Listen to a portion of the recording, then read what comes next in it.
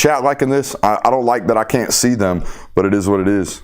I mean, they're chiming in. They seem to be liking chat. it. Big dubs in the chat. Big dubs in the chat. Let's talk about big dudes in the show right here. Starting with nose tackle. Starting with nose tackle here. First and foremost, name to know, Xavier McLeod. Okay, almost did it again. It just looks like McLeod to me, but it is McLeod. Okay, Xavier McLeod in there. Now, the other three names are all competing for when he is not on the field, in my opinion, okay? So, and I don't think anybody's really separated themselves. I'm a big Nasir Johnson fan, okay? I'm also a big Jordan Thomas fan. I think Jordan Thomas is the definition of a big, ugly mover that we were talking about earlier. Nasir Johnson, a little bit of a prettier mover, all right? And behind those guys, or with those guys, I should say, Nnamdi Agboko, the Nigerian monster.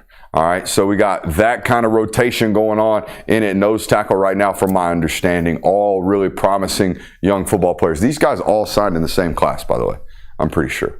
So they're all redshirt freshmen. They're all competing for playing time.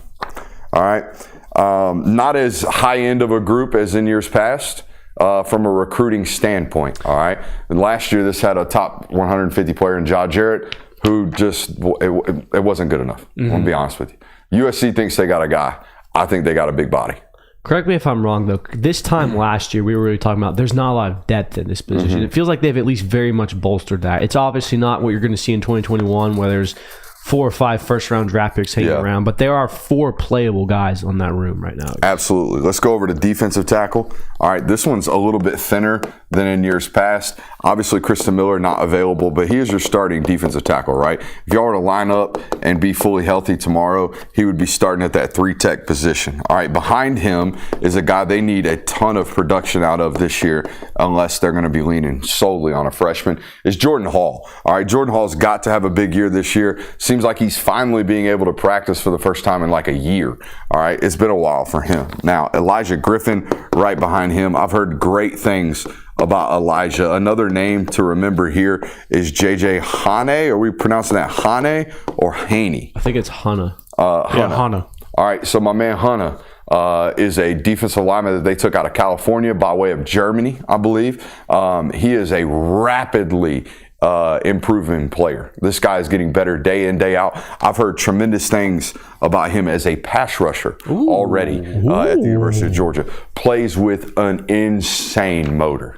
All right, insane motor, high effort football player that I've already heard really, really good things about. So that kind of handles that interior of the defensive line. Now, here's where things for me get really, really difficult, okay? How are you projecting the defensive end and the jack position? It's been 2 separate positions at the University of Georgia for 5 years now, basically since 2017. So we're into 7 or 8 years at this point, okay? It was really 2018 they moved more to a 4-2-5 mint and playing it out of this. Now, I think we have to separate this into 2 different conversations, okay? Defensive end and guys who can play both. All right, defensive end only. These 2 players, I think, are the only 2 guys on the roster that I don't want them playing jack. I don't want them ever standing up. I want them camped out in the 4-eye position. Remember, these defensive ends in years prior have looked a lot like Malik Herring. They've looked a lot like Trayvon Walker. They've looked a lot like modern day or old school defensive ends that are 6'5", 280 plus pounds. I think if they look for anybody defensively in the portal, it's that body type. If anybody is that size, Georgia's going to be looking at them, okay? What? Nah, I don't want to blow the bag. What? There was a certain player that entered the portal. I just kind of look up what their measurables were.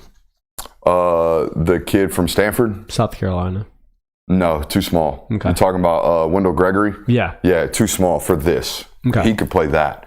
All right, but anyways, let's get back to this. So that's that body type. That's a defensive end only. I don't want that guy playing jack. We get down to 6'5", 265, then guess what we're talking about? We're talking about Michael Williams, a guy they flirted with playing at both of these positions last year. We're all on the same page here. Now, right now, they're starting defensive end in practice and only playing defensive end is Justin Green. I love Justin Green. I'm a big-time proponent of people like Justin Green playing at the University of Georgia. However, I don't want Justin Green taking snaps, like a lot of snaps like he's taking right now. So we got to figure something out there. All right, behind him and not available this spring And the only defensive end position is Joseph Jonah-Ajonye. Joseph Jonah-Ajonye is not 290 pounds. He's not a 3-tech. He's not 245 pounds and an elite athlete. He's not a stand-up outside linebacker. He is a 4-eye player. Okay, I only want him playing 4-eye. Now, the rest of these dudes on this roster, they fit into a category of, I don't know if he's a defensive end. I don't know if he's a jack. All right, starting with Gabe Harris, who's hurt right now, right? When Gabe Harris gets back, he can play both of these positions. He can play jack, he can play defensive end. All right, right now, Quintavious Johnson is having to play jack, but when both of those guys are healthy and available, I think they're two starting edge defenders. Okay, that's what I think you're going to look like next year or come this fall. All right, guys like Isaiah Gibson, I don't know what to play him as. I'm going to play him as both.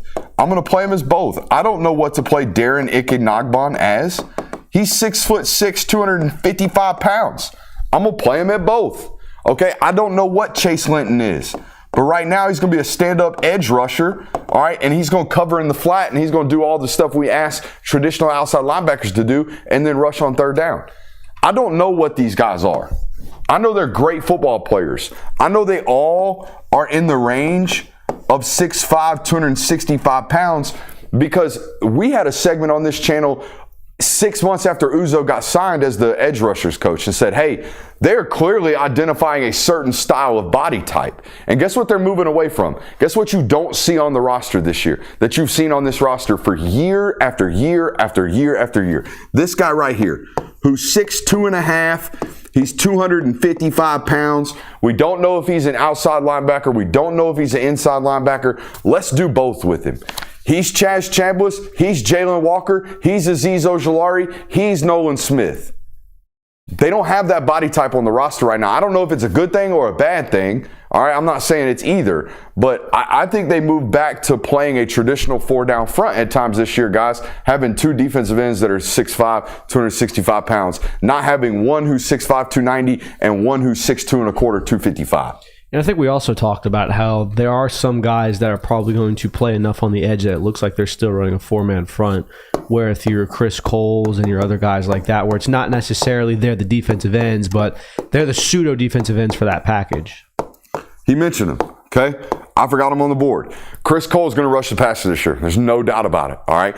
Chris Jones was one of these hybrid players coming out of high school, signed as an inside linebacker. Jonathan's told us he's moved, based off practice information, has moved to more of a stand-up edge rusher working with Uzo during Indies. So that's kind of how we separate you. Are you working with Schumann or are you working with Uzo? If you're working with Uzo, you're an edge rusher. If you're working with Trey Scott, you're an interior defensive lineman. We all get that? Yep. Good. All right, so that is the defensive line, if you will. Again, I think you're moving back to more of a, we got two big 6'5" avatars playing outside with two big old dudes playing on the interior. All right, let's go on to the linebacker position, the easiest one in the entire board here to do. Let's separate them over here. We got Mike and we got Will. Now I'm going to pair these guys up with how I think they're actually going through rotations. The number one Mike, obviously, CJ Allen, paired with the number one Mike, or Will rather, obviously, in Raylan, no pun intended, Wilson. All right, after that, you have Justin Williams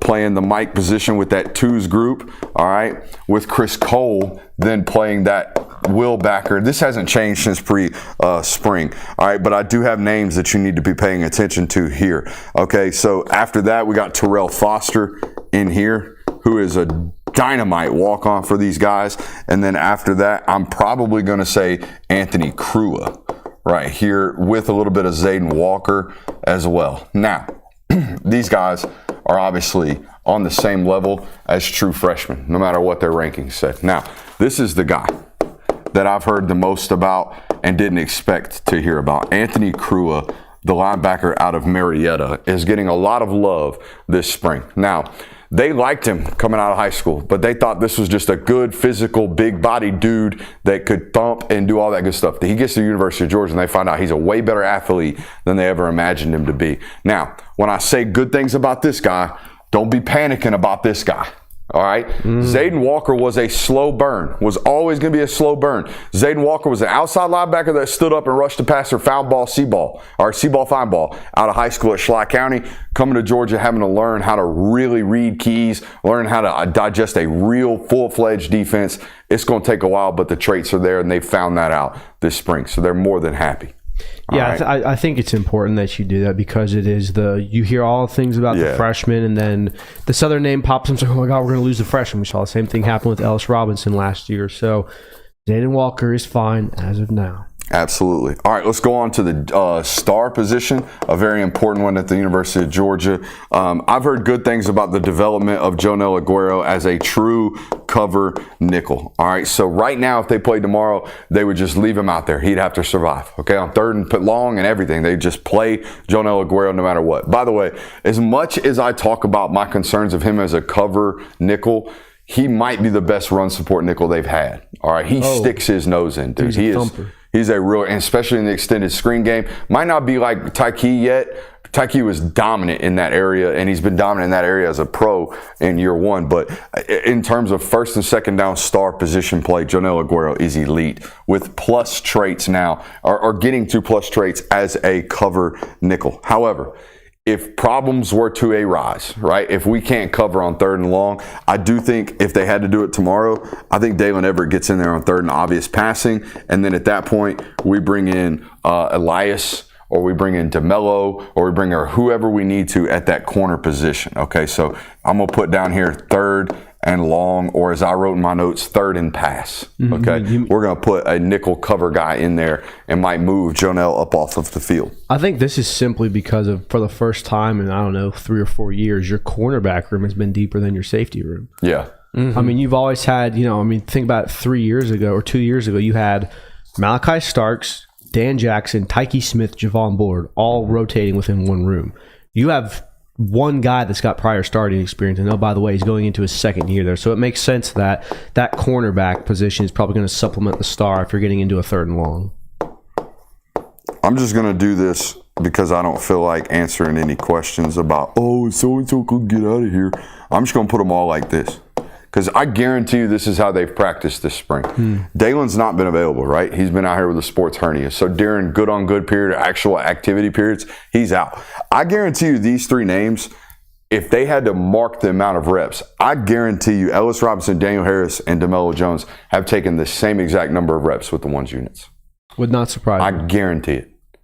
That's the way they need to be right now as well. So I think they're a dead even race right now. I think it's safe to say that if they had to play tomorrow, Daniel Harris would be the starter, and then after that, they'd play their way in. You think they're sharing one's reps now? Wait till next Saturday. Yeah. All right, so there is that. Yeah, we'll see what they actually get when they put media out in front of them. All right, let's go on to the safety position. The last known question on this roster, and it ain't been answered. KJ Bolden up at the top. We all know that in big, bold letters. After him, right now, I would say it's, Ja'Cory Thomas. Oh, you're doing so good, man. I know, man. My bad. Ja'Cory Thomas, and then I would go Zion Branch. I would go Maddox slightly behind him. Okay? And I would say Jaden Harris is probably outside looking in right now for that true safety spot. But this is the most versatile of all of the transfers that they have. That's the guy that if they had to move to a star position tomorrow, they probably could find a way to do it. He can cover in the nickel. Good? I'm good. Fantastic. Now, you know what ain't good? You know what ain't good, Jonathan? What? You know what's not good? What's not good is them daggone Bravos.